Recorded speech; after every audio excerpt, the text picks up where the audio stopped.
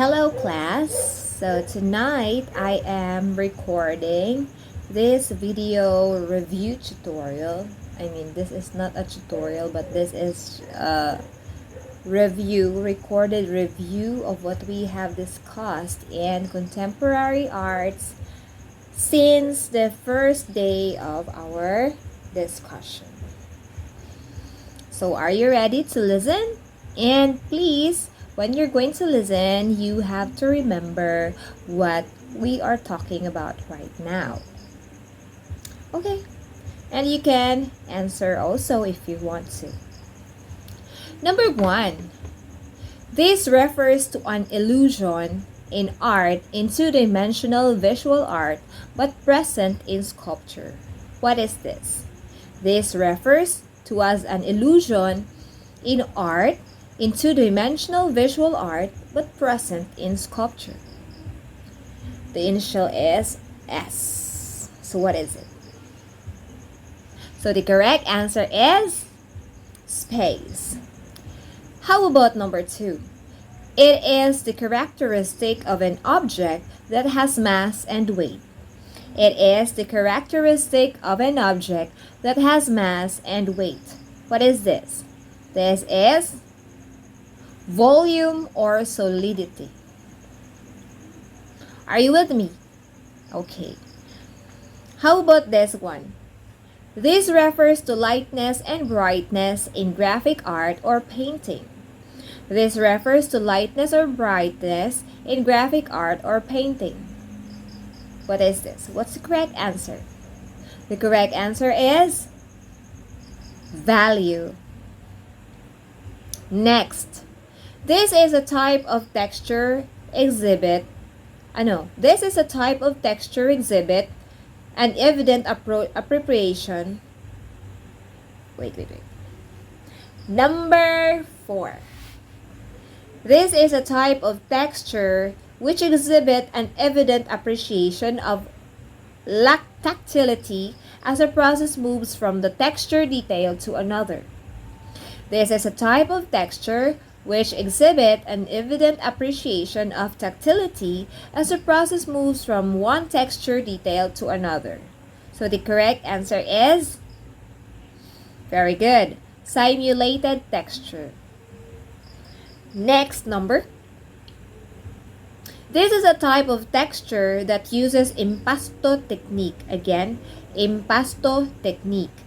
And is for touching.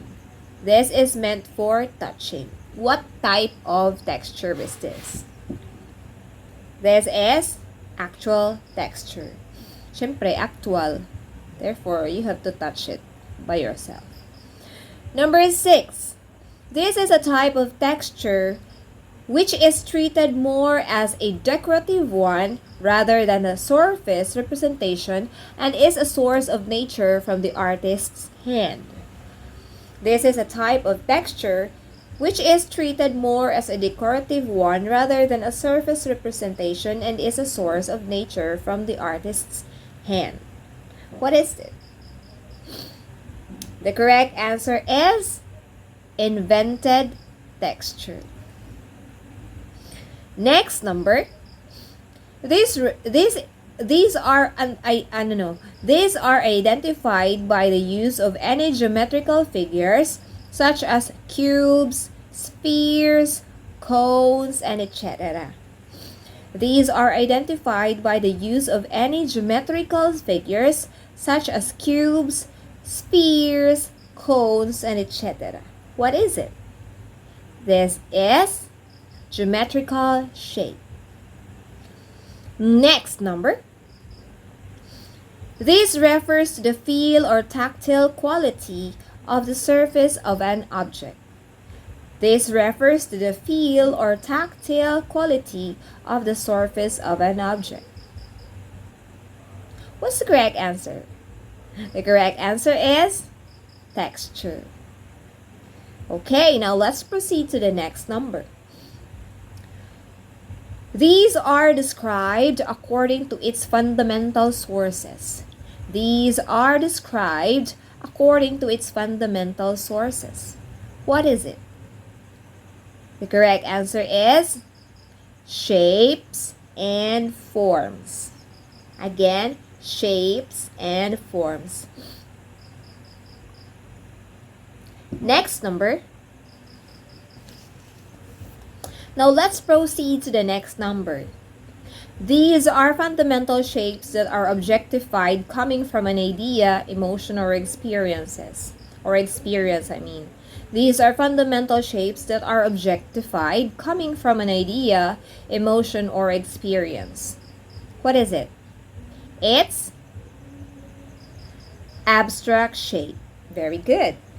Now let's have number 11. These are shapes directed, identified with the natural environment. These are shapes directly identified with the natural environment. What is it? It's natural or organic shape. Number 12. This refers to two dimensions, height and width. This refers to two dimensions, height and width. What is it? It's very good, shape. Now let's have this item. This refers to three dimensions. This refers to three dimensions like height, width, and depth. Height, width, and depth. What is it? It's very good, form. Now let's proceed to number 14. This refers to the prolongation of a point or a path of moving point. This refers to the prolongation of point or path of a moving point. What is it? Very good. It's line. Next, number 15. It is known to be the most universal, primitive, and the easiest means of creating an art. It is known to be the most universal, primitive, and the easiest means of creating art. The correct answer is yes, it's still a line. Number 17. Number 17 is 16. These are the necessary preconditions for the creation of art.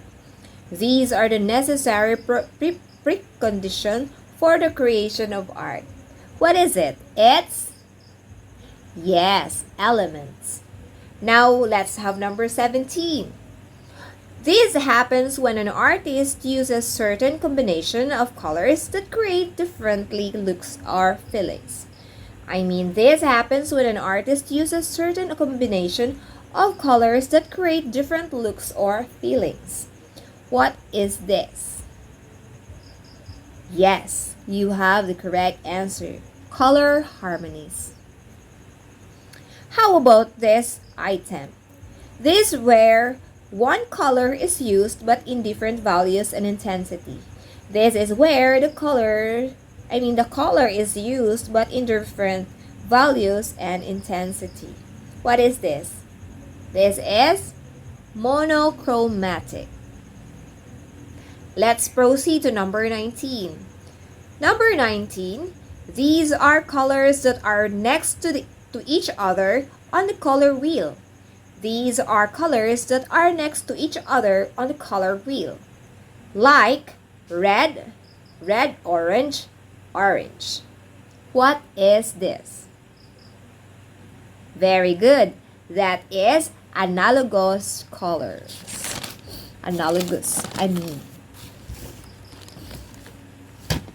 Now let's have the next item. The next item is these are colors that are opposite to each other on the color wheel. These are colors that are opposite to each other on the color wheel. What is this? It's very good. Complementary colors. Next number 21. This is where three equally spaced colors, this is where three equally spaced colors on the color wheel are used. Again, this is where three equally spaced colors on the color wheel are used. Example, yellow, red, and blue. What is this? Yeah, this is triadic harmony.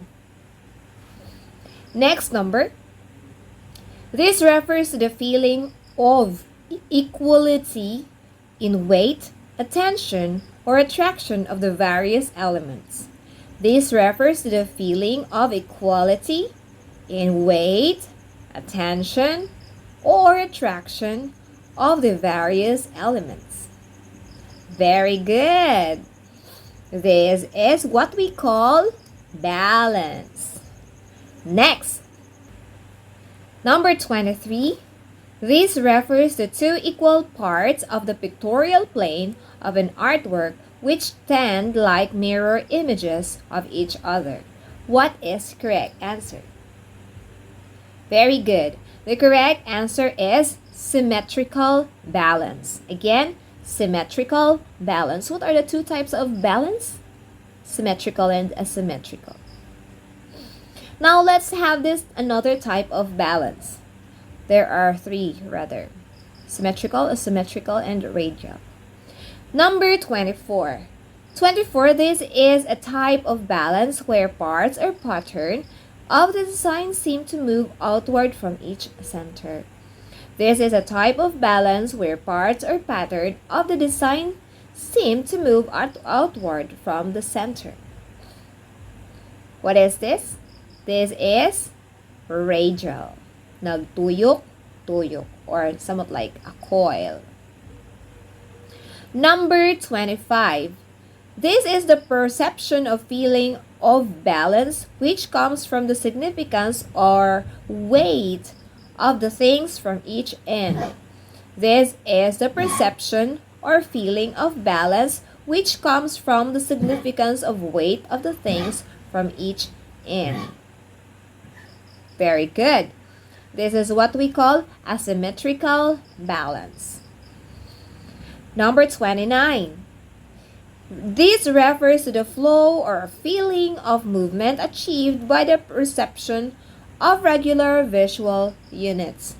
This refers to the flow or a feeling of movement achieved by the repetition of regular visual arts. Units. This is very good. Rhythm. Next number. It serves as a tool for communication. It serves as a tool for communication. This is what we call art. Next, number 31. Number 31. It is defined as the manifestation or use of the various creative disciplines. This is defined as the manifestation or the use of the various creation of disciplines. Okay.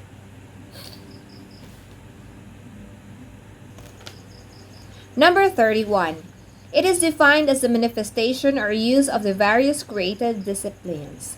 Again, it is defined as the manifestation or the use of the various creative disciplines. What is this? Very good. It's still art. Art is the answer. The same as number 30. Next number. This is defined as the art of now, or known as the artworks that are produced in the present. This is defined as the art of now, or the art of today, or known as the artworks that are produced in the present. So what is this? Obviously, this is contemporary arts, our subject. Number 33. This is a term to describe a wide array of artistic disciplines that are appreciated primarily through sight. This is a term to describe a wide array of artistic disciplines that are appreciated primarily through sight. What is this? Very good. This is visual arts. Next, this refers to a branch of performing arts often involves the integration of combination of the visual arts and performing arts. Again, This refers to a branch of performing arts often involves the integration and combination of the visual and performing arts. What is this? Very good. This is theater. Next number. This is defined as the regulated and deliberated order of body movements. This is defined as regulated and deliberated order of body movements. So what is this? This is dance. Next number 36. This is a universal form of art which defines as the manipulation of sound and silence. This is a universal form of art which defines as the manipulation of sound and silence. Very good. This is what we call music. Number 37. Are you with me? So don't make any noise so you can remember and you can answer our quiz. It deals with the ratio of one part to another and the parts of the whole.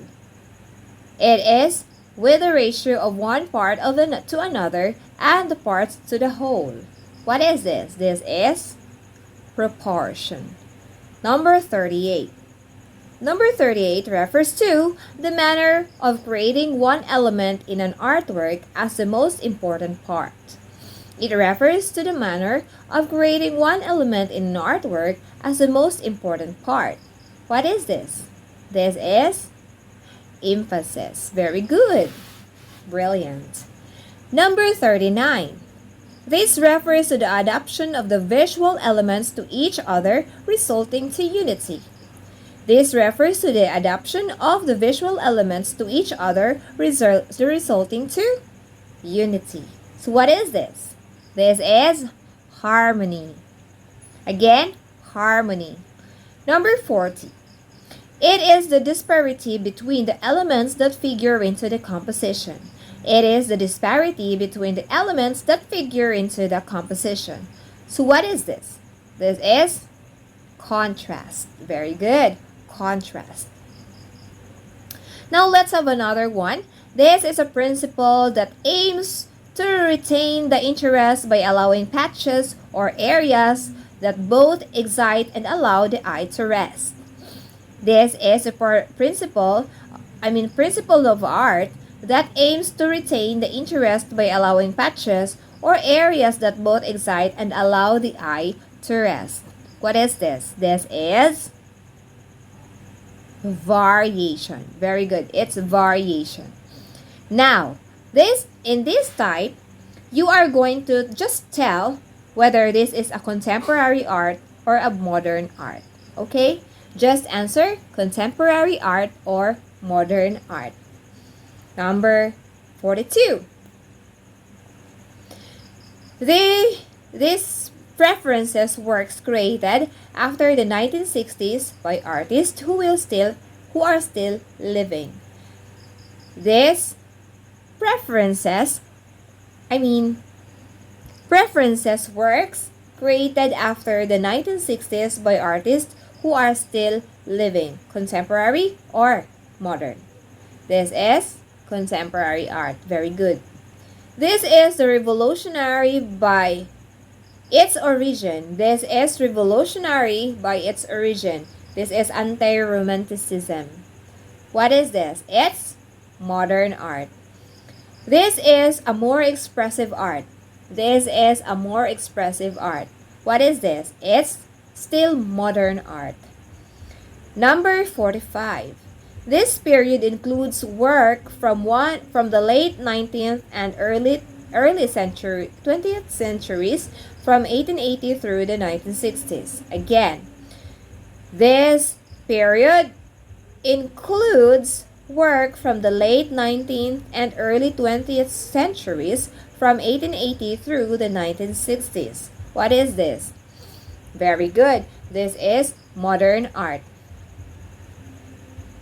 How about this? This art is the revolutionary for the freedom and magnitude of experimentation by the artists.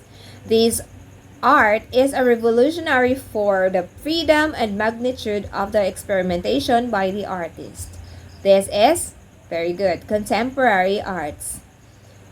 It describes the works of artists still living and creating artworks. It describes the works of artists still living and creating artworks. What is this? It's contemporary arts. Very good. How about this one? Number 47. It describes the works of artists, number 48. This art pays attention to society, thus known for its social impact. This pays attention to society and known for its social impact. What is it? It's contemporary art. Very good. This is more recent than the Renaissance or classical art periods, by no means current. This is more recent than the Renaissance or classical periods or classical art periods, by no means current. What is this? This is modern art. Very good. Are you still with me, or you're so sleepy now? Or I guess you're thinking about something to eat or about your crush or whatsoever. So please set aside those stuffs because we have to focus on our review so that you can answer our unit test and, of course, the quarter test. Now let's proceed. This art is less focused on being visually attractive and more focused on drawing awareness of attention to the day's issues. This art is less focused on being visually attractive and more focused on drawing awareness of attention to the day's issue. What is this? This is contemporary art. Very good. Next, number 51. This is known to be the only man who could play music through a leaf, and he has been recorded in the Guinness Book of Records. He is known to be the only man who could play music through a leaf, and he has been recorded in the Guinness Book of Records. Who is he? He is Levi Celerio. Next, number 52. This is known to be as the grand old man, or he is known to be as the grand old man of the Philippine art, or ama ng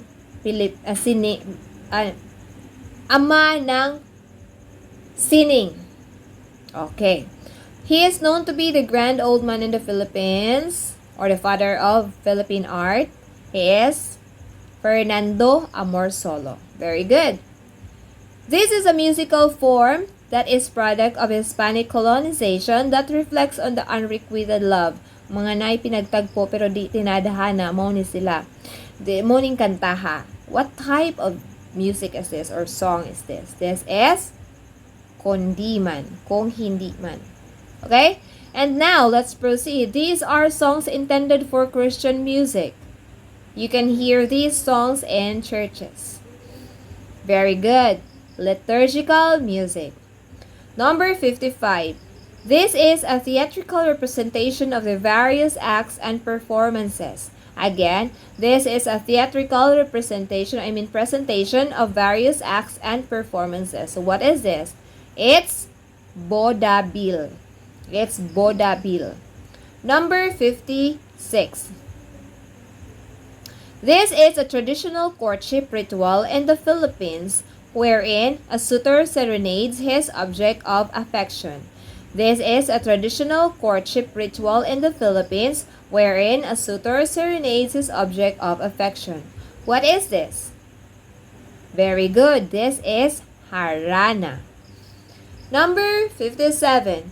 This refers to the highest recognition of the Philippine government that the Philippine government can give to a person of the arts. Again, this refers to the highest recognition the Philippine government can give to a person of the arts. So what is this?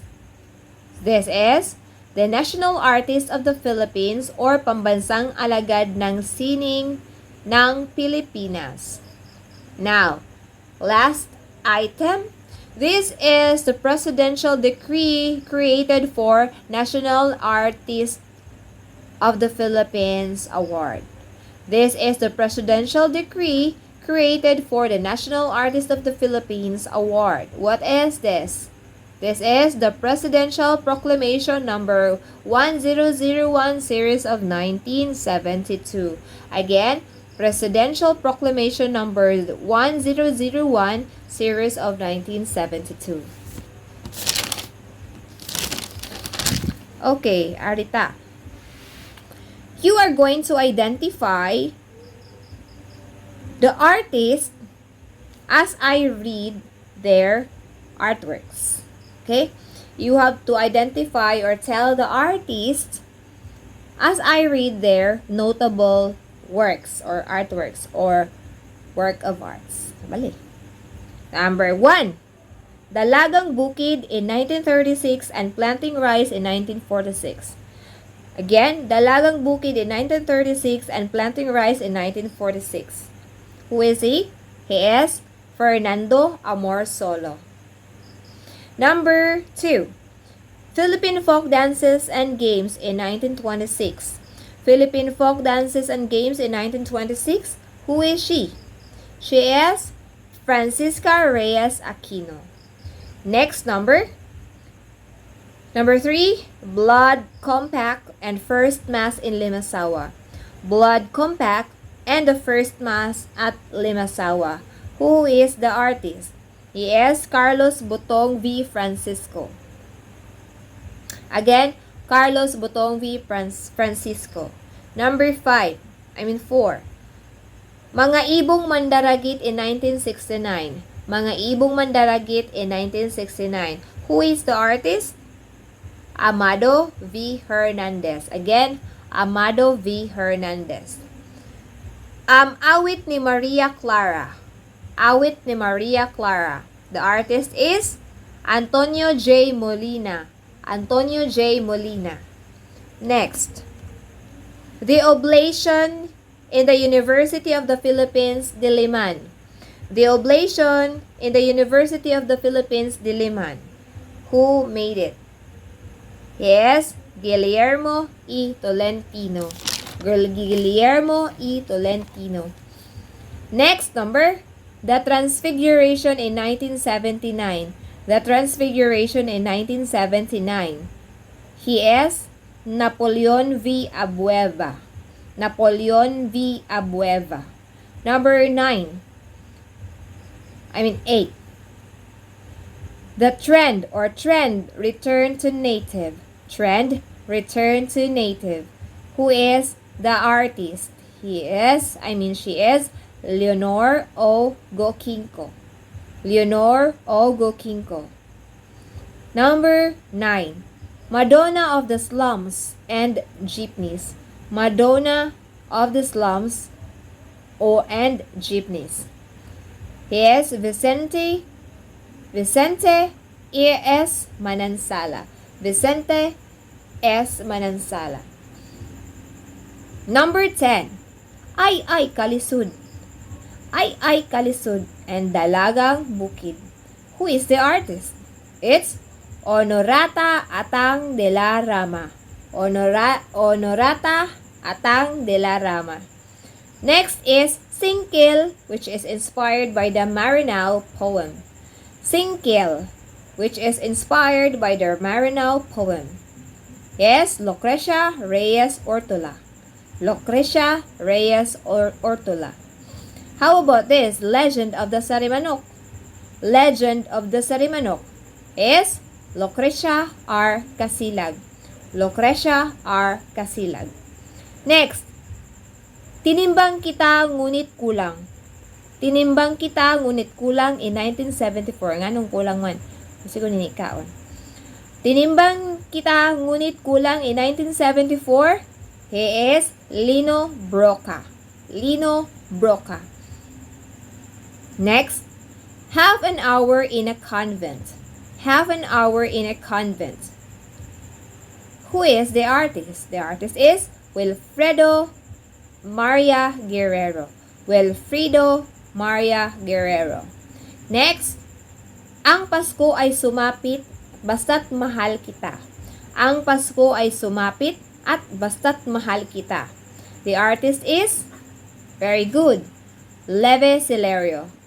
Leve Celerio. Next, Tufil, the Outstanding Filipino Award in 1997. Tufil, the Outstanding Filipino Award in 1997 is Andrea Veneracion. Andrea Veneracion. Next, my brothers, my executioner. My brother, my executioner, and then mass. Mga to iyang mga artworks. Who is he? Is Efsionel Jose. Number 18, Pieta in 1962. Pieta in 1962. Katupitawang si Mother Mary kay nag-carry ni Jesus Christ. Mato siya, Pieta. Ang Kyoko. Ang Kyoko. Pahiram ng isang umaga, 1989. Pahiram ng isang umaga in 1989 is the artist Ishmael Bernal. Ishmael Bernal. Next, Madonna with Objects. Madonna with Objects in 1991. He is the artist, kinsa man? Benedicto R. Cabrera. Benedicto R. Cabrera. Then, next, Tales of the Manuvu. Tales of the Manuvu. He is the artist, Dr. Bienvenido Lombera. Dr. Bienvenido Lombera. Then, next, number 22, Ibong Adarna in 1941. Ibong Adarna in 1941. Is Manuel Conde. Manuel Conde. Number 23, ang Provinciano. Agarabi wa kasakay baw. Ang Provinciano by, very good, Fernando Poe Jr. Fernando Poe Jr. Okay, what's the meaning of the acronym, or what's the whole, the full word? Full word of NAP or NAP. NAP. Yes, very good. National Artist of the Philippines. National Artist of the Philippines. How about NCCA? NCCA means National Commission of Culture and Arts. National Commission of Culture and Arts. Very good. How about CCP? CCP. Sigig CP? No. It's Cultural Center of the Philippines. Cultural Center of the Philippines. Okay. Let's have the enumeration part. What are the elements of art? Again, what are the elements of art? Can you state the elements of art? Okay, very good. Line, space and form, texture, value, shape, and color. Again, repeat after me aloud. Say it. Line, shape, and form, texture, value, space, and color. Very good. How about principles of art? What are the principles of art? Very good. These are balance, rhythm, proportion, emphasis, harmony, contrast, and variation. Again, repeat after me aloud. Balance, rhythm, proportion, emphasis, harmony, contrast, and variation. Next, give the two examples of volume or solidity. Give at least two, pero ato na yung ihatag tanan. The examples of volume or solidity are cylinder, cuboid, cone, cube, pyramid, and prism. These are few of the examples. Again, cylinder, cuboid, cone, cube, pyramid, and prism. How about the spatial illusions which are achieved through the following? So what are the following? Spatial illusions are achieved through the following. So what are these factors? These are variation in size, position, overlapping planes, sharp and diminishing detail, perspective, and color. Again, variation in size, position, overlapping planes, sharp and diminishing detail, perspective, and color. Very good. Now, there are types of colors. What are these colors? Very good. Neutral colors, primary colors, secondary colors, and intermediate colors. Again, neutral colors, primary colors, secondary colors, and intermediate colors. Now, can you tell me what are the neutral colors? The neutral colors are black, white, and gray. The neutral colors are black, white, and gray. Very good. How about the primary colors? Mo ni siya ang gitawag og solid colors nga so ni mag-mix anang duha ka colors or tulo di jud ka kagama ani nga color. So unsa man ni sila nga colors? Very good. Red, blue, and yellow. Red, blue, and yellow. Now, what are the secondary colors? The secondary colors are yellow, green, orange, and purple. Yellow, green, orange, and purple. Mo ni siya ang resulta, or these are the colors resulting from mixture of two primary colors. How about the intermediate colors? What are examples of intermediate colors? Where there are a lot of intermediate colors. These are colors achieved by mixing primary and secondary colors. Okay, let's proceed to the next one. Types of balance. What are the type of balance? The type of balance are symmetrical balance. Kadtong kung sa nasa isa, pareha sa pikas. Asymmetrical balance. Katong ang pikas dapat naapoy katimbang ang pikas, so dili siya hollow, dili siya maiwan, murag di matumba or something like kimaw.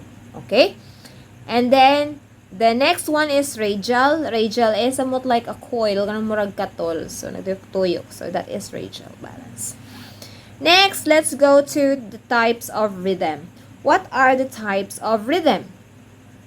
The types of rhythm are simple rhythm and composite rhythm. Again, simple rhythm and composite rhythm. Very good. Now, there are types of visual arts. What are the types of visual arts? The types of visual arts are fine arts, decorative arts, contemporary art forms. That's all. Again, repeat after me. Fine arts, decorative arts, and contemporary art forms. Very good. Now, can you give at least, or these are the examples of fine arts. I will tell you the examples of fine arts. So, can you tell me the examples of fine arts? Good. That's it. So, the examples of fine arts are drawing, painting, sculpture, print, graphic art, calligraphy art, and architecture. Again, examples of fine arts, drawing, painting, sculpture, print, graphic art, architecture, and calligraphy art. How about decorative art? Decorative arts are the examples of decorative arts are textile art, glassware, jewelry, furniture, earthenware, metal craft, interior design. Again, repeat after me. Textile art, glassware, jewelry, furniture, earthenware, metal craft, interior design. Those are the examples of decorative art. Something like to decorate or beautify a space. Okay, let's go to types of contemporary arts or examples of contemporary art. There are a lot of examples, but then these are few. Assemblage, collage, decollage, installation, performance art, digital art, land art, and conceptual art. Again, can you repeat after me the examples of contemporary art? Assemblage, collage, decollage, installation, performance art, digital art, land art, and conceptual art. Very good. Now let's have the types of performing arts. The types of performing arts are music, dance, and theater. Music, dance, and theater. Next, let's have the similarities of modern art and contemporary art. There are at least 2 similarities of modern art and contemporary art. These are both can be considered revolutionary. Both can be considered as revolutionary. Now, next is both periods the artists aim to be revolutionary and experimental. Both periods the artists aim to be revolutionary and experimental. Okay, very good. So let's have the remaining time. We are already reviewing for about 41 minutes and 52 seconds. So let's go have this. Tell me whether the following artist or ako na lang mong istoryahan kung asa ni silang artist na belong. So kani nga mga artist, these artists belong to music. Again, remember, at least we are selecting at least notable artists in the field of music. Okay. The notable artists in the field of music are Ryan Cayabyab, Lucrecia Arcasilag, Antonio Buenaventura, Andrea Veneracion, and Leve Silerio. Again, Ryan Cayabyab, Lucrecia Arcasilag, Antonio Buenaventura, Andrea Veneracion, and Leve Silerio. Muna sila ang mga artists sa field of music. Now, let's go to dance. Muna sila ang mga artists, or these are the artists in the field of dance. Mga notable artists ni sila. 1. Frances Reyes Aquino. Francisca Reyes Aquino, Alice Garcia Reyes, Leonor Orosa Goquinco, Amelia Lapenia Bonifacio, and Lucrecia Faustino Reyes Ortola. Again, Francisca Reyes Aquino, Alice Garcia Reyes, Leonor Orusa Goquinco, Amelia Lapenia Bonifacio, and Lucrecia Faustino Reyes Ortola. And these are the following artists in the field of literature. These are the following artists in the field of literature: Shunil Jose, Nick Joaquin, Nestor Vicente M. Gonzalez, Bienvenido Lombera, Amado V. Hernandez. Again, Shunil Jose, Nick Joaquin, Nestor Vicente M. Gonzalez, Bienvenido Lombera, Amado V. Hernandez. How about in theater? These are the artists in the field of theater: Daisy Avellana, Rolando Estinio, Wilfrido Maria Guerrero, Honorata Atang de la Rama, Lamberto V. Avellana. Just familiarize the names and what field they are notable into, so you can be familiarized and you can remember. Again, sa theater, Daisy Avellana, Rolando Estinio, Wilfrido Maria Guerrero, Honorata Atang de la Rama, Lamberto V. Avellana. And in the field of film, these are the following artists: Manuel Conde, Fernando Poe Jr., Lino Broca, Ishmael Bernal, Kidlat Tahimik. Again, Manuel Conde, Fernando Poe Jr., Lino Broca, Ishmael Bernal, and Kidlat Tahimik. In the field of visual arts, these are the following notable artists. Visual arts, Leroy Nu, Angkio Kok, Leonardo V. Locsin, Carlos Botong V. Francisco, Benedicto R. Cabrera, Vicente S. Manansala, and of course, the Father of Philippine Art, Fernando Amorsolo. Okay? Again, Leroy Nu, Ang Kyokok, Leonardo Villoxin, Carlos Botong V. Francisco, Benedicto R. Cabrera, Fernando Amorsolo, and Vicente S. Manansala. Now, in the field of sculpture, we have Napoleon V. Abueva, and architecture, Guillermo E. Tolentino. So, we ended at 45 minutes review. Thank you very much for listening, and good luck on our exam and our quarter test. Goodbye.